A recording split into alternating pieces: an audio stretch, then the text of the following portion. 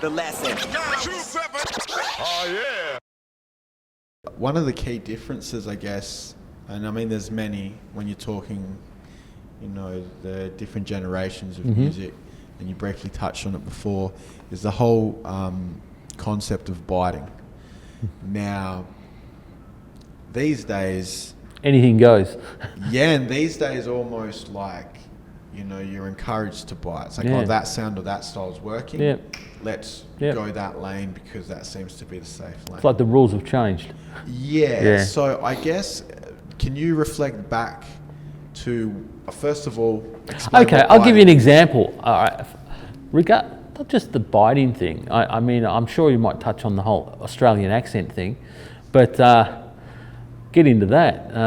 Even on my record, I did. I said a word. I can't remember what the word was now, and it sounded slightly American. But what you have to remember is when we released our vinyl, there wasn't much to go on Australia-wide. You know what I mean? So we were heavily influenced by the US, right? So if I did my record, I'm heavily influenced by, 1988, 89, Ice Cube or something, So, okay, yeah, I like that. It really appeals to me. That's the sound, that's the flavour. So I might say, ass. I said ass. And I copped flack for that, off that record.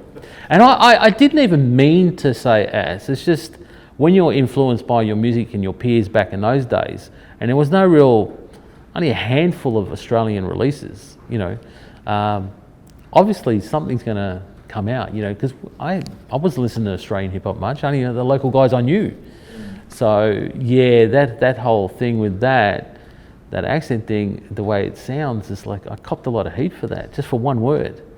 But so I guess in your definition, I mean, define biting and... Okay, well, biting for me was like, you just don't copy another person's music, anything. You just don't copy, you don't copy other people's lyrics.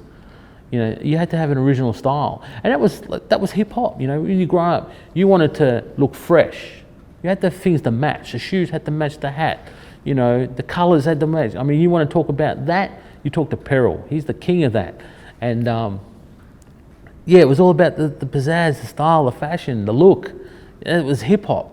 And for us, biting was like, because in the early days of the records, you hear them talking about biting and stuff, and you don't bite and Beat Street and things like that. It's like, that's it, that's the rules. And we followed by that, and you just don't bite. So for us, it was like, don't copy anyone, be original, be yourself. And that's why, when I said ass, it's like everyone's like, you're trying to be American. But I wasn't trying to be American, you know what I mean? I'm trying to be Melbourne.